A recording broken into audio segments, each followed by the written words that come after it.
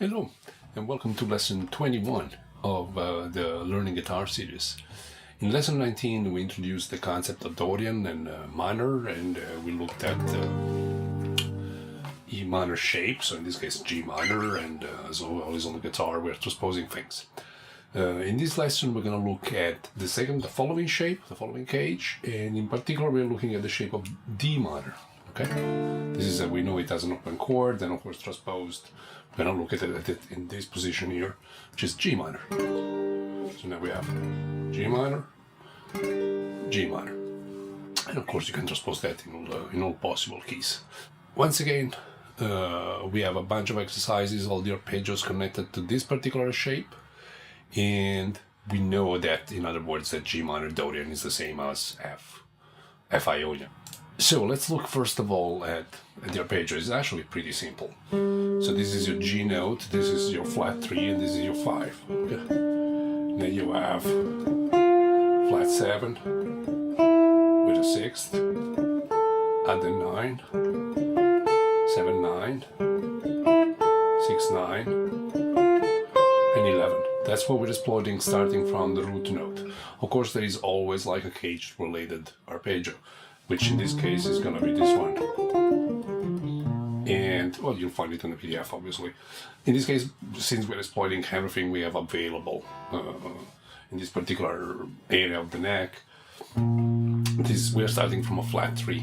So the arpeggio is still 1, flat 3, 5, flat 7. But we have flat 3, 5, flat 7, root note, flat 3, 5, flat 7, root note, flat 3.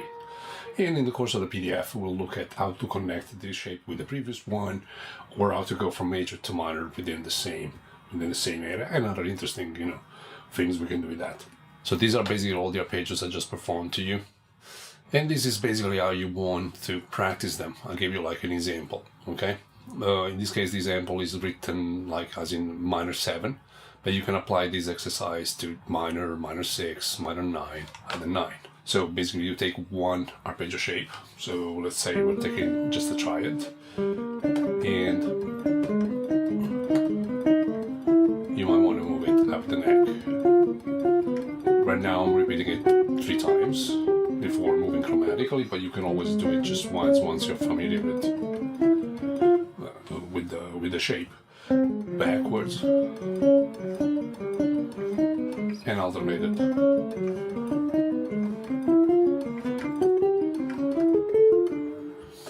Same thing, maybe like you do minor 7. Of course, I suggest you do this with a metronome, slowly, okay? Or at least like at a speed where you find it comfortable and you don't make too many mistakes, right? Regarding 2 octaves, so what we're doing to achieve 2 octaves, we are connecting the first shape we started, so the G minor 1 with the D minor 1. With the E minor 1 with the D minor 1. In other words, say if I want to play 2 octaves of minor 7, I'm going to use the first octave from this shape, which is that we started in lesson 19, and then move up and play the second octave, which is, the same as to play within the same cage.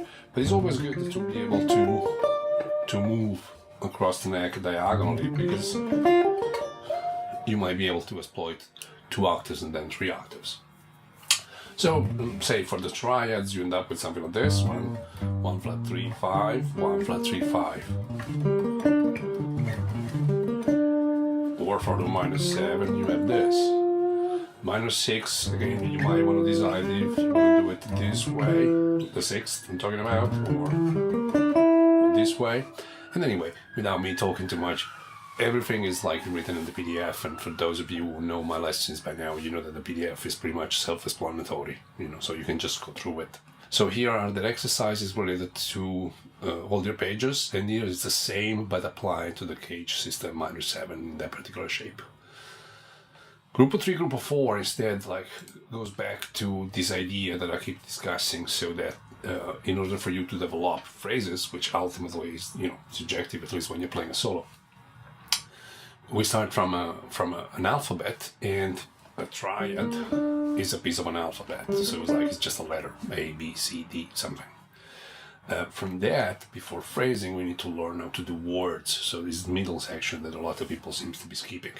And this kind of exercises like group of 3, group of 4, really helps you in developing that kind of idea, this middle area. So group of 3, in other words, so you have this arpeggio, which is minor 7 in the cage system kind of approach, and we're just playing it group of 3.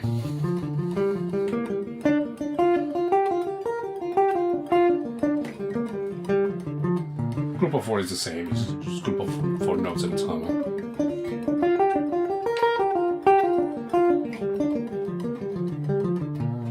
And of course, do it in all keys, like move chromatically up. So here we have from scale to arpeggio. What we want to be able to do is to shift from one to the other. So a good exercise is maybe go down with the scale, come up with the arpeggio.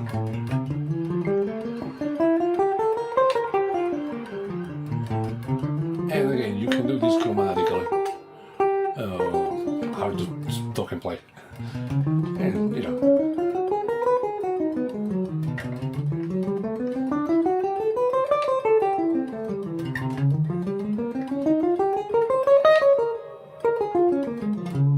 Same thing reversed. So coming down with an arpeggio and up with the scale.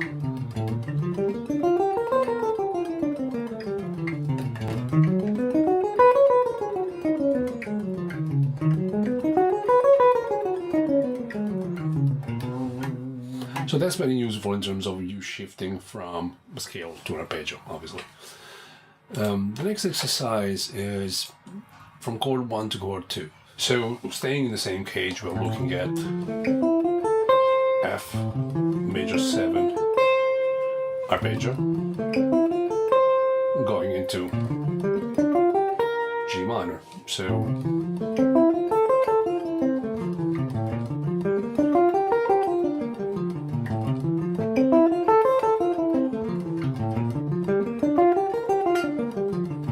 and you can do it like this, so down and up and then change the chord, or you can do it,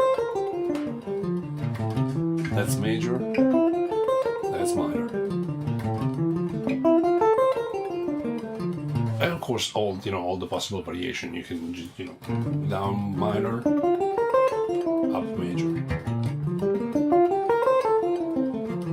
And when it's arpeggios, you can really hear the chord change, right? From a scalic point of view, you would not hear any difference. This is F Ionian. This is G Dorian. This is actually the same. But when you play the arpeggio, you hear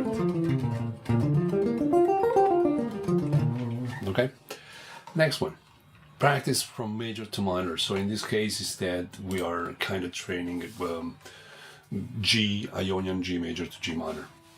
In this particular cage, so we're basically going from this G major to G minor. So that's your G major,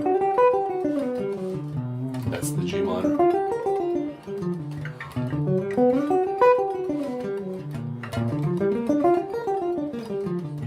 And again, you can do it in different ways. You can do, down and up, or alternating them. I wrote both the version in the PDF.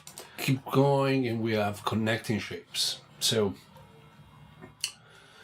what that means is, now that we have 2 shapes of Dorian that we learned, we know the scales. So that's G minor,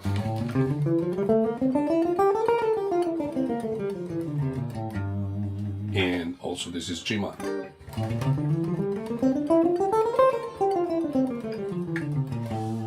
We need to learn how to visualize and connect the two. When it comes to the arpeggios, for example, you can, that's for example minor 7,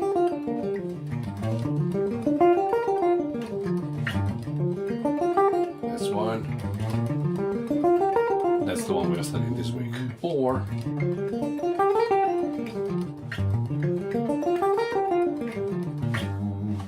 down in a way, up in the other, or kind of the opposite. Let's see.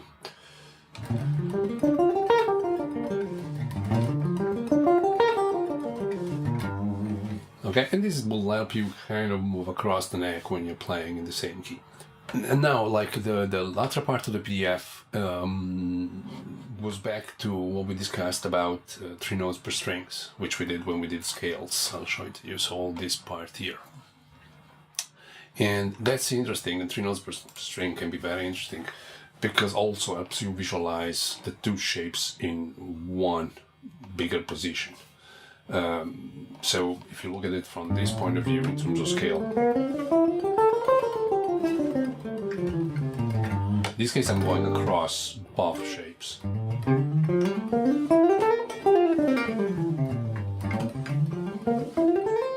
And of course I can see our arpeggio shapes are a way of approaching the same scale and notes slightly differently if compared to if I was staying within the cage kind of system. So where this is one scale and this is another scale, and this is with 3 notes per string. So I wrote in the PDF after clarifying this idea a bunch of ideas you can practice that combines the 2 things. Let's take combines the 2 shapes into this. Let's call it 3 notes per strings, but actually, when it comes to arpeggios, it might be 1 note per string. But I think you get the picture in terms of having wider type of stretches. I added a few examples like things that I like to practice. I mean, like to look into, like these are all 1 note per strings or 2 note per string, or this is a 2 note per string approach using stretches. That looks like basically this. So if you have a G minor, I'm actually gonna look at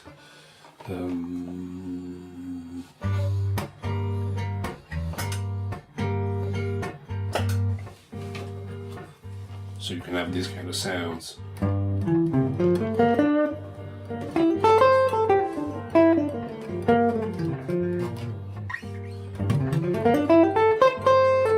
It's almost like pentatonic in terms that what 2 notes per string, that's your pentatonics.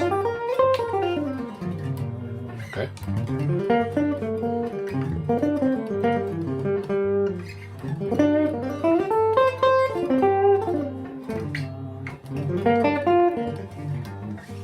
That kind of ideas. So, which might be interesting to develop,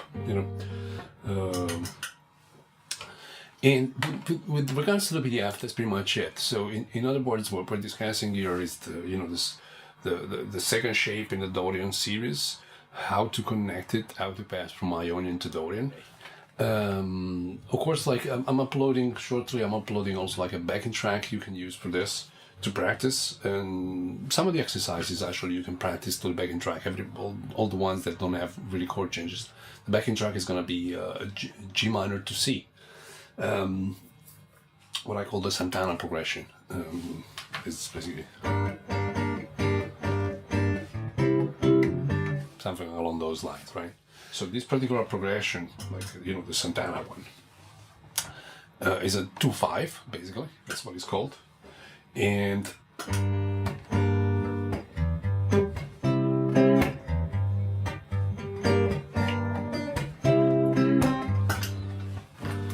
definitely wants to resolve in minor, no? Right? That's G.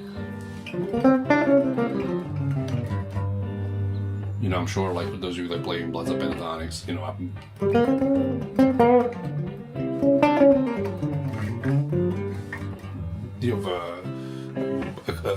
you're used to this kind of feel in the playing, this resolving in minor, and that's where Dorian comes in, because Dorian is adding 2 extra notes to your pentatonic, right? That's the 6th and 9, which are the 2 notes we're adding basically to a pentatonic. This is the new shape, right?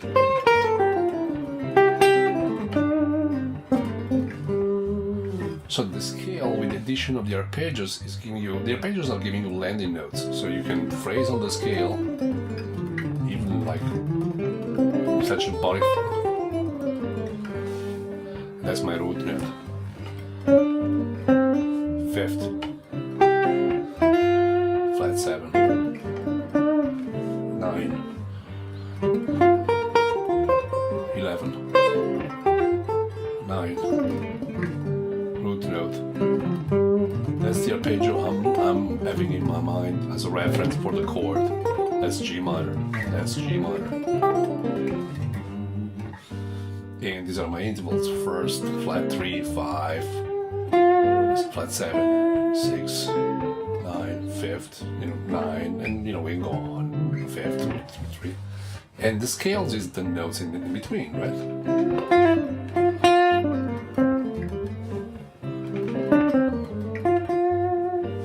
So we can take, for example, again the same idea we did before, just to try it. Actually, let's do minor 6 arpeggio, right? With a 9.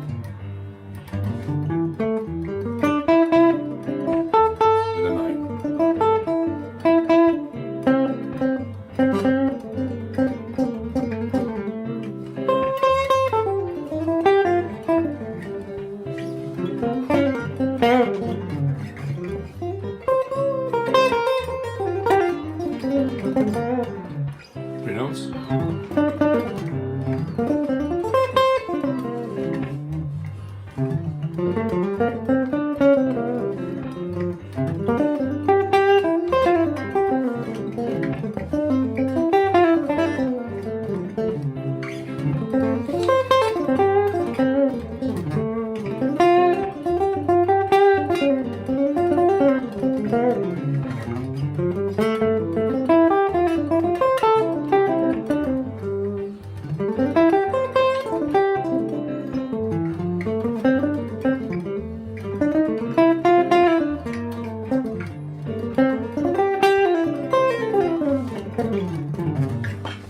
That should give you an idea.